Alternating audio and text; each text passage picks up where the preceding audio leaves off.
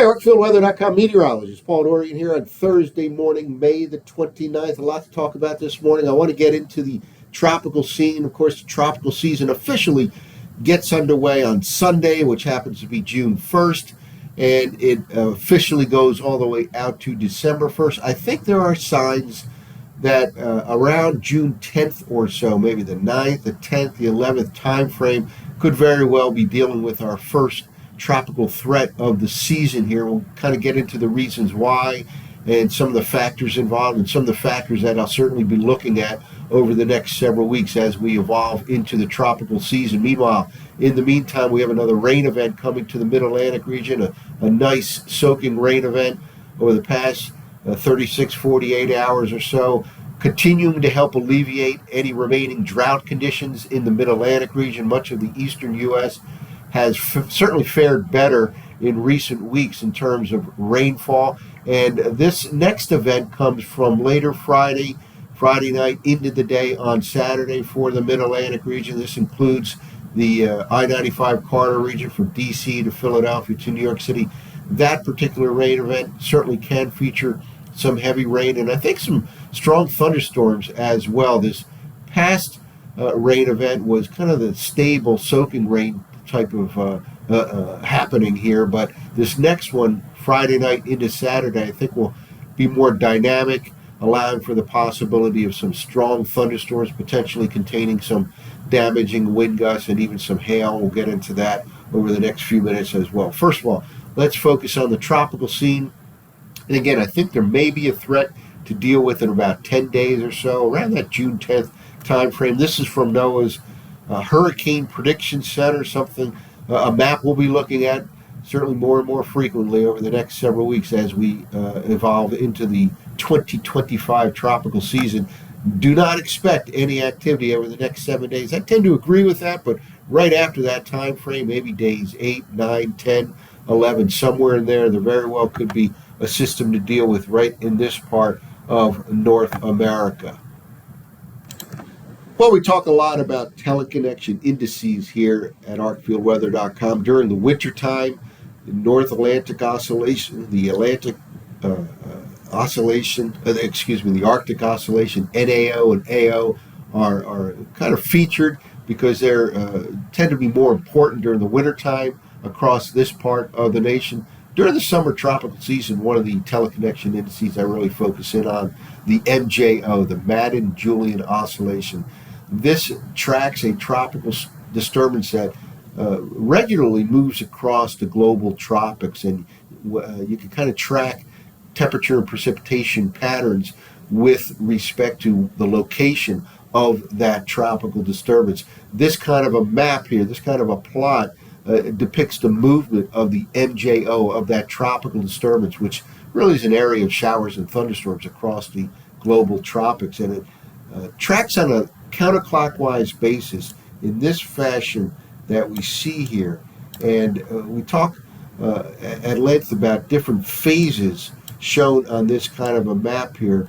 It happens to be phase 8, phase 1, phase 2, etc. Again, movement is in a counterclockwise fashion, and these phases represent the location of that tropical disturbance. So you notice here, this extends all the way out to June 11th. It's from the European model. Again, this is a forecast of the Madden Julian oscillation all the way out to June 11th. You can see the 11th right here, and you can detect that this particular model moves the MJO from phase 7 into phase 8 by the time we get to about the 9th, 10th, or 11th.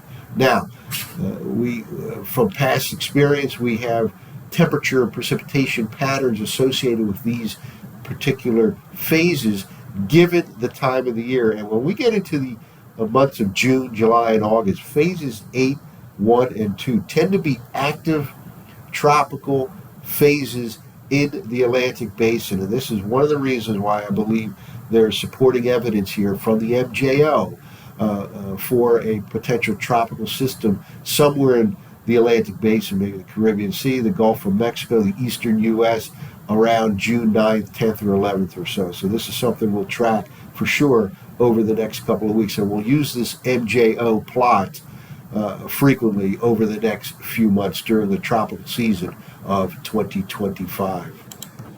Now, one of the other factors I like to look at this time of the year, many of you people have watched my videos over the years know I try to focus on potential of an upper level ridge over southeastern part of Canada during the summer tropical season.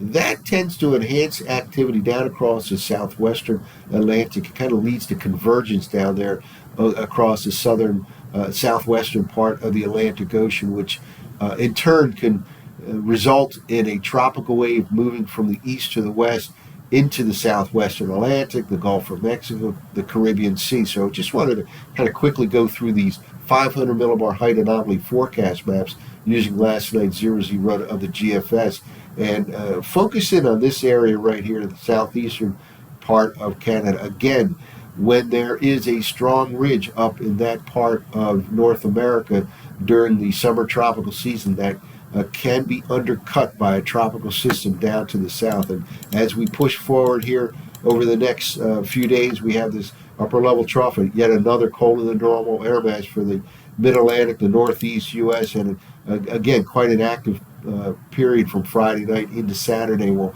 talk about that over the next few minutes here. But I want to move quickly forward here. Notice this trough over southeastern Canada as we get into the early part of next week, which, by the way, happens to be the early part of the month of June. That trough kind of dissipates, and then we start to see strong upper-level ridging forming over the eastern part of Canada. This is a week from right now. We're talking next Thursday, June the 5th. We go a little bit farther in time, and it kind of fades away and then reestablishes itself here. And here we are all the way now out to June 9th. Time frame here. This is a long-range forecast, but it's something that kind of sends a red flag to me that, again, when we see strong upper-level ridging, that part of North America, that could lead to an undercutting to its south of a tropical system, even a little reflection of something right here by the 0-Z run of the GFS. Again, this is in that June 9th, June 10th time frame here. Again, you have the MJO going into more active phases, and you have the potential of a strong upper level ridge building across eastern Canada. So I take this for real here, this possible tropical threat, maybe the first one of the season. Again, we're talking way down the road here, but June 9th, June 10th, June 11th time frame. Now back to the near term, and again, we had a soaking rain event in the Mid-Atlantic region over the past couple of days, helping to keep things nice and green around here. It was kind of a stable soaking rain event, not much thunderstorm, if any, thunderstorm activity, if any. This next wave of rain coming late Friday night into Saturday, I think will feature more dynamics, more upper level motion, and that in turn should lead to some strong, potentially severe thunderstorms in the Mid-Atlantic region. That includes the area from D.C. to Philadelphia to New York City. Some of the rain can be heavy at times Friday night into the day on Saturday. This is the vorticity pattern as we begin the day here on Thursday, and this is the reason why there will be more upper level motion here associated with this next rain event. Here we go into midday on Friday. This is kind of a classic setup here with a strong vorticity maxima over the Ohio Valley. That leads to upward motion in its eastern flank here. That upward motion will begin in earnest right over the Mid-Atlantic region later tomorrow and intensify into tomorrow night. We'll move forward in time here a little bit now. Here we go. By tomorrow night, that vorticity maxima slides right over the Mid-Atlantic region. This is the Friday evening forecast map, and it moves through, but then there's kind of a reinforcement coming in during the day on Saturday. We'll see in a moment on the surface forecast map. So there will be a strong cold front associated with this upper level trough, probably reaching the I-95 corridor region around midday on Saturday. So again, that too will enhance the possibility of some strong thunderstorm activity. Any of these thunderstorms, I think, Friday night into the day on Saturday that do form in the Mid-Atlantic region can contain some damaging wind gusts, potentially some hail as well. That ultimately slides on through. By the time we get to Sunday, we're in a cooler than normal air mass, yet another chilly air mass for this time of the year. That happens to be the first day of June. It'll be quite windy on Saturday night and Sunday in this part of the nation. And then that whole upper level trough kind of slides off to the east, and it basically turns warmer and drier, increasingly warm conditions. Places like D.C., Philadelphia, New York City may start off comfortably cool on Sunday, but by the time we get to the middle of next week, should be at 80 plus degrees with this upper level ridge taking control for the first half of next week. Again, drier and increasingly warm during the first half of next week out across the Mid-Atlantic region, the Great Lakes, and Northeast U.S. Notice still an active pattern here by Tuesday of next week.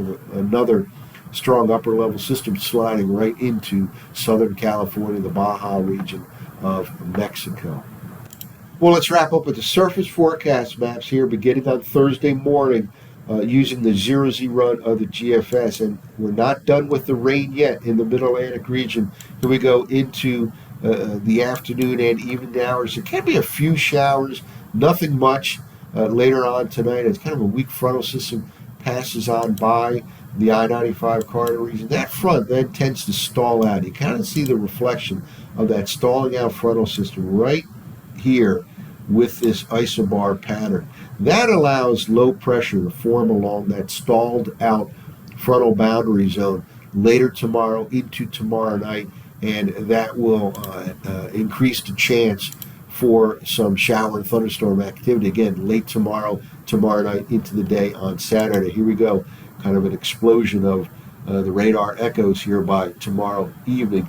Some of this rain tomorrow night can be heavy at times, and I do believe some of the strong storms can be strong as well. And here we go into the day on early Saturday. Again, low pressure forms along that stalled out frontal boundary zone. This is not the end of the story here, as we'll see in a moment here.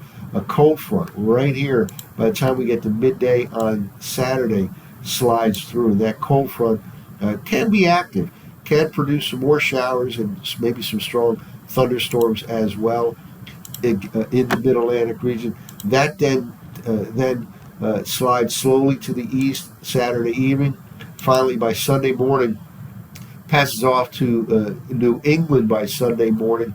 And notice the pressure grading here. We have kind of a tight pressure grading between this low pressure area and high pressure moving in. You can see that flow of air will certainly be noticeable out of the northwest over the overnight Saturday going into the day on Sunday throughout the northeastern quadrant of the nation. Sunday will dry out, will be mainly sunny in the Mid-Atlantic region, but breezy and comfortably cool. Probably high temperatures in the upper 60s in much of that D.C. to Philadelphia to New York City corridor. Then we'll go out a little farther in time, and the early part of next week, this is Monday, turns warmer and dry for that Sunday, Monday, Tuesday, probably Wednesday time frame as well. A slow increase in temperatures, probably from the upper 60s for highs on Sunday afternoon, places like Philly, New York City, to near 80 degrees by the time we get to Tuesday and Wednesday of next week. So longer term,